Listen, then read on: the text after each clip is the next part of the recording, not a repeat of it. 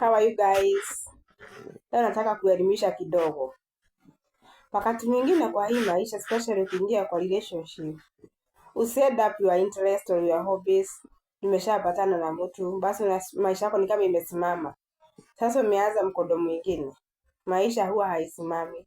Ndio unakuta some of the people akiingia kwa marriage, anafika mahali anaona ni kama maisha hata yanamchokesha. Because kuna mambo yenye alikuwa ni mtindo wake na ilikuwa ni interest zake na hobbies. Ama alikuwa na kuzoea kufanya kitu, alikuwa amezoea kufanya kitu. Sasa ile wakati alipatana na mwenzake aliachana hiyo kitu, aliweka kando.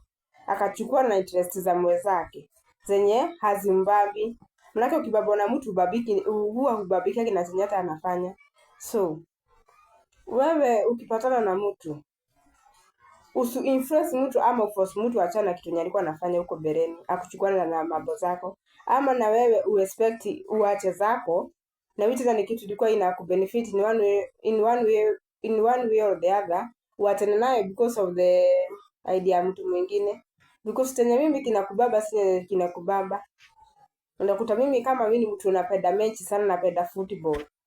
Basi unakuta mwingine akwambia achana na hiyo, hata tuwe tuna watch movie fulani. Mimi tena wewe babiki na hiyo.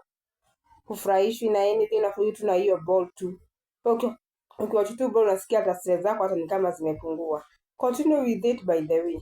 Vitu zingine kama haikufresh negatively, usishughulike na mwenzako by the way.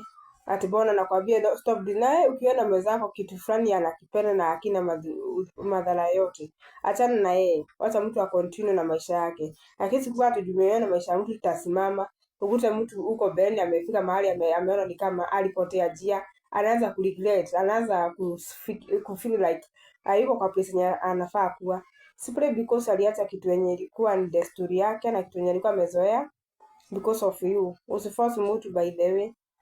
Maisha tusema siku hizi hakuna kuforce issues. Acha mambo ya kuforce issues.